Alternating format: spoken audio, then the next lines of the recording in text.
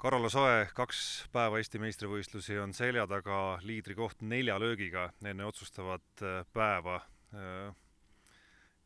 Kuld puudub. On aeg.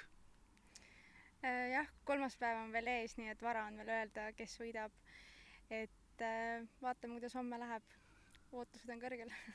No natuke meelega sai kohe selline provotseeriv küsimus küsitud, et natuke uurida, kuidas pingetaluvusega on. Sellega peaks praegu korras olema, et olen sellega tegelenud. Räägi oma 2 võistluspäevast seni, et võib vist öelda 2 üsna stabiilset golfimängu. Ja ma olen väga rahul, et ma olen suutnud nüüd teise poole suvest siis väga stabiilselt mängida ja löögikontrolli alla saanud, et kui ainult pöördiputid läheks sisse, siis oleks kõik veel parem. Kui üldse kogu seda tabelit vaadata, 4 lööki Anette ja Annikani ja seal selja taga kohe tegelikult väga tihe võitlus ülejäänud medalite peale, et ei olegi näinud ausalt öeldes nii põnevat seisu naiste konkurentsis just Eesti meistrivõistlustel. Väga positiivne märk.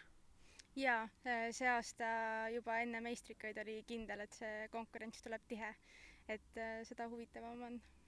Olid mingid ootused, eeldused just esikoha konkurentsi suhtes, et sina, Anette, Annika sel aastal tagasi jälle ja veel naisi seal tagapool, et keda sa nagu kõige rohkem ise arvasid, et saavad konkurendid olema?